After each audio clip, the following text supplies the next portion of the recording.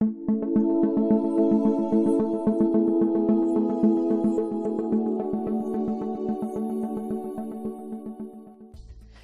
is there anything new in the world of pelvic floor physiotherapy that we should be aware of and that we should be following or doing? Yes, I think the thing that I would focus in on as being a bit new and different to what everybody's thought about in the past is that we're much more aware now that the pelvic floor muscles can also be too tight. You can over-exercise them, or you might not even know that you're a bit of somebody who's a bit of a gripper and is always using your muscles, never giving them a chance to relax. And the problem with this is that if a muscle is always tight and not also getting stretched out, is that can lead to problems. Strangely, it can even lead to problems of leakage.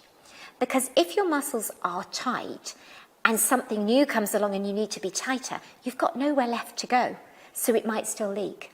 But also the muscle can get really tired and then it has worked really hard and then it's just fatigued, or it can get sore.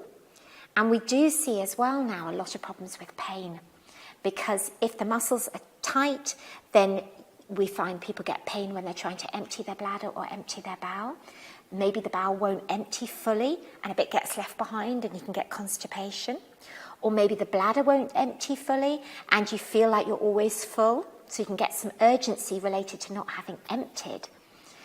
The other thing we see a lot of is some people come to physiotherapy because their main problem is pain, particularly pain in the vagina or the back passage, sometimes in the tummy as well, and particularly pain when they're trying to have sex. It's uncomfortable or it's sore, or they can't even let their partner in because their muscles are tight and it's causing them pain. And so for those people, it's really important that they're not doing too much more tightening up exercises. They're paying much more attention to the letting go. And if that's difficult for you, that is an exercise. You've got to really think how to let go and stretch your muscles out. And we'll do some of those exercises. But I think the important thing is to remember that's common with athletes. If somebody ran a marathon, we know they've got strong muscles, but they would stretch as well.